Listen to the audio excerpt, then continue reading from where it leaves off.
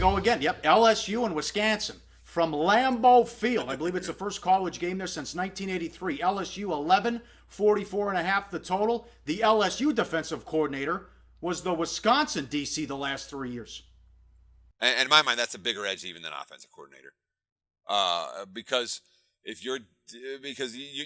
when you have an intimate knowledge of how the opposing team's defense plays, what their strengths are, what their weaknesses are, who your replacement was, his tendencies, that's a big edge. And LSU, I think, will enjoy that edge because, look, the Badgers, you read the quotes, the kids are super excited about playing at Lambeau.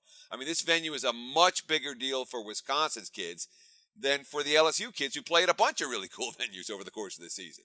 The Badgers don't.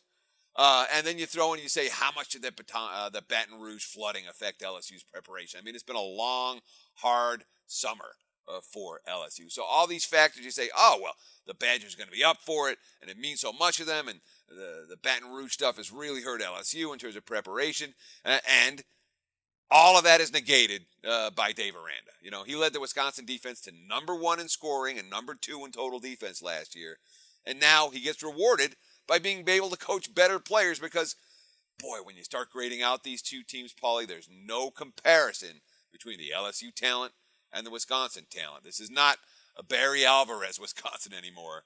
The Badgers, to me, look way down from a talent perspective from where they've been, even as recently as 3 or 4 years ago. Well, I agree with you there, but this is going to be painful to watch, too. If you're looking for solid quarterback play and guys who can complete a simple pass, you're watching the wrong game. It's been that way for a while, too, with this quarterback play. Both programs.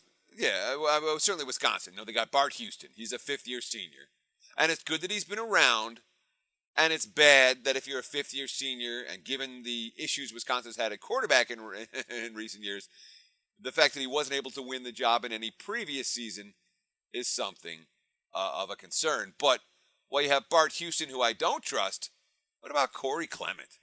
It's all about Leonard Fournette. Oh, Fournette. No. Corey Clement could be a 1,500-yard guy himself if he stays healthy. The one thing the Badgers have been doing forever, and they continue to do, that offensive line looks pretty good on paper. And in theory, they should be able to open up some holes for Clement here.